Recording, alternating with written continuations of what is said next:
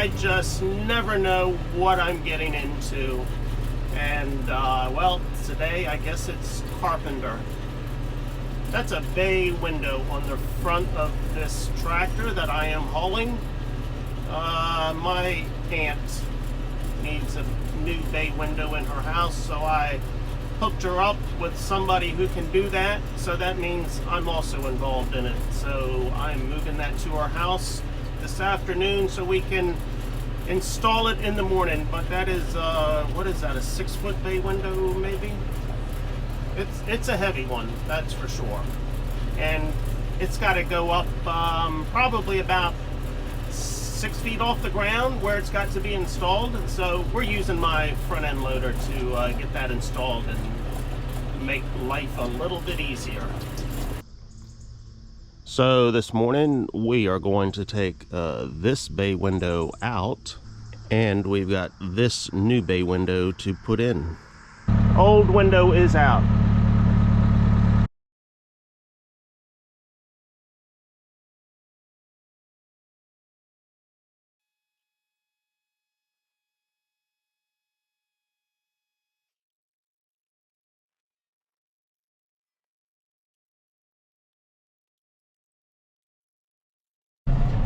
All right, the new window is in.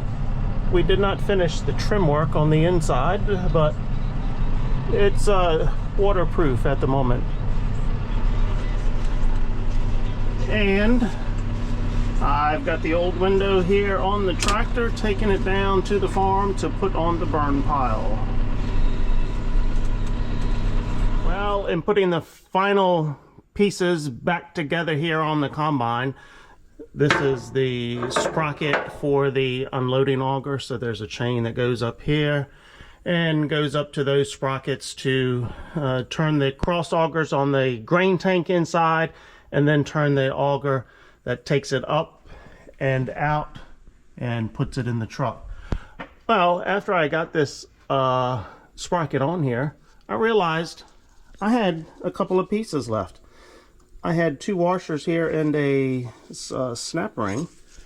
Well, once I slide this sprocket off, I realized that these 2 washers go on here, and then there is a snap ring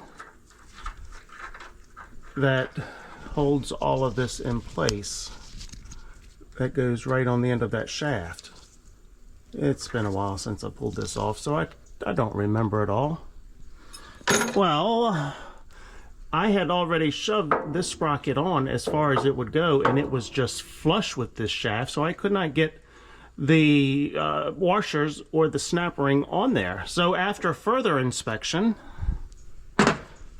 I realized that on the back side, the lock collar is sitting back against the pulley when it should be up here on the bearing. I've already taken this lock collar off, so on the back side it's the same thing, a lock collar. Well, the lock collar has broken away from the bearing. It looks like maybe the hub of this bearing on the back side is broken, and so that has allowed the shaft to go back that way, and that's why I couldn't get it all back together. So I guess I am pulling this thing apart and putting a new bearing on the back side. I just looked on the shelf, and I do have one of those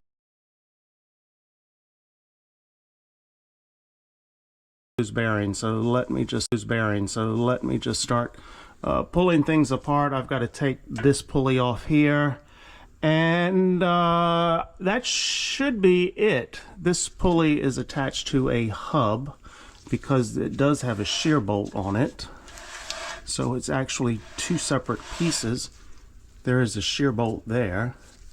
Hey, I was watching a video last night on that YouTube place that you watch videos, and there was a guy with the brand new X9 combine that sheared one of these bolts for his unloading auger. Amazing how that happens on new machines as well. Okay, let me start pulling everything apart here. Maybe I need to explain a little bit more about how this system works. Let me try to climb up here. So this pulley, this is the main gear case here of the combine. So this pulley is constantly turning when the combine is engaged. On the end of this gear case, so there's a couple different pulleys here. One is for the belt that goes back to the straw chopper, and it is a 2-speed straw chopper, so depending on which pulley you have it in depends on how fast that straw chopper goes. And then the pulley on the end is for the unloading auger. Well, you don't want the unloading auger turning all the time. You only want to turn it when it's time to unload. So these belts spin freely on here. So this belt is loose right now.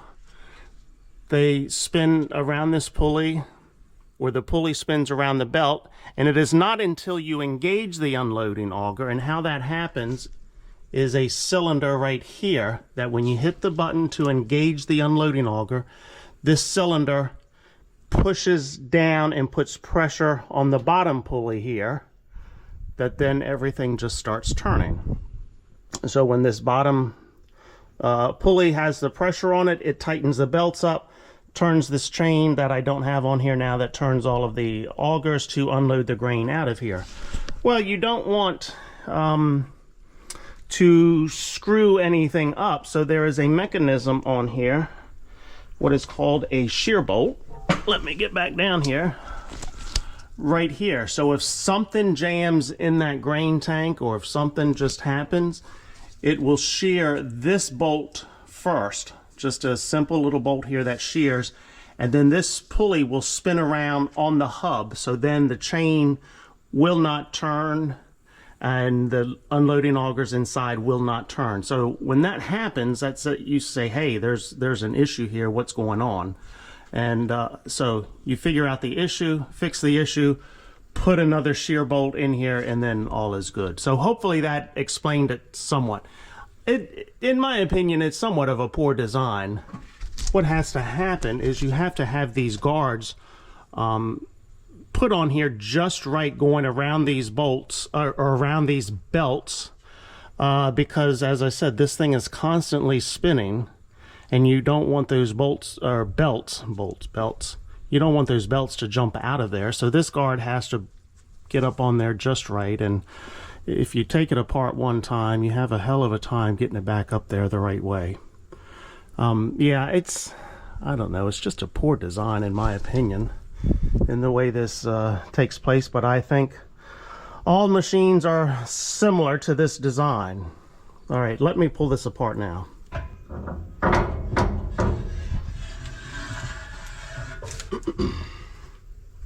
Maybe you can see that a little better now. Right there is where, that is the hub of the bearing. This is the lock collar here. And so that hub has broken out right there. All right, now let me try to get that lock collar off.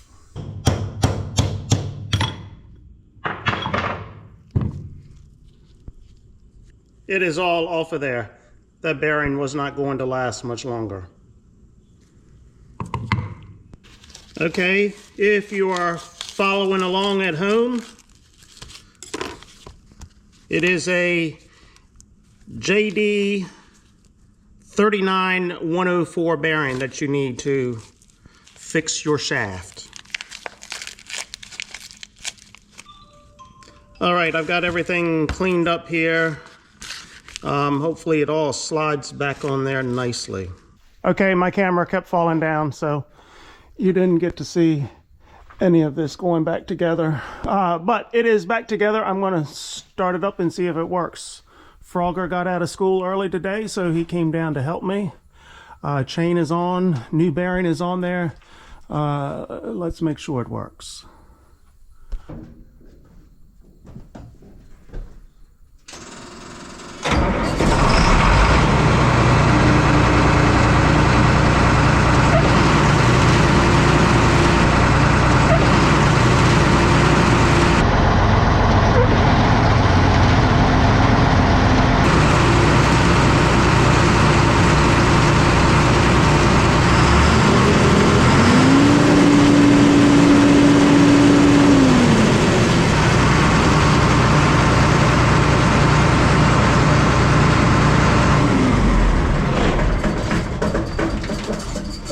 Bam! Somebody knows what they're doing. Everything is adjusted okay here. Belt didn't come off. All right, that's good. All right, I think it is time to take the flags down. Now, we've got a storm coming in this weekend.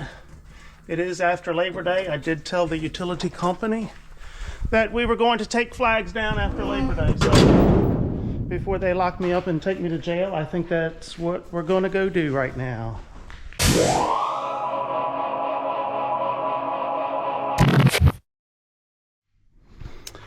All right, this is another one of those jobs I've been putting off a while. This is the new cab interior for my combine. So this is the headliner, 3 different pieces here.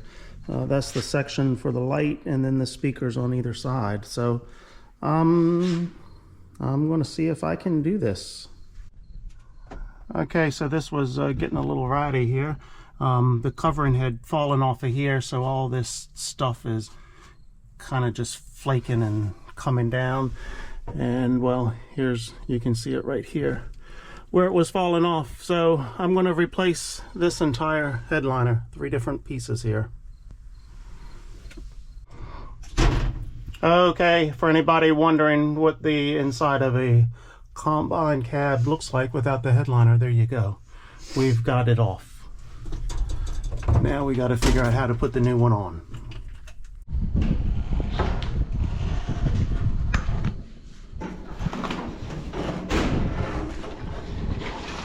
I have a used headliner for a 9500 John Deere combine. If anyone is interested, shoot me a text and let me know. I'll let it go real cheap. And there is the new headliner. It was not that terribly bad getting it in here. For the most part, it went smoothly. I've still got a couple more screws to get lined up in this console. I've got 3 of them in there. But everything else looks like it went in there okay. Much nicer looking than the one I had in here. All right, it's adult beverage time. So I'm going to say, see ya!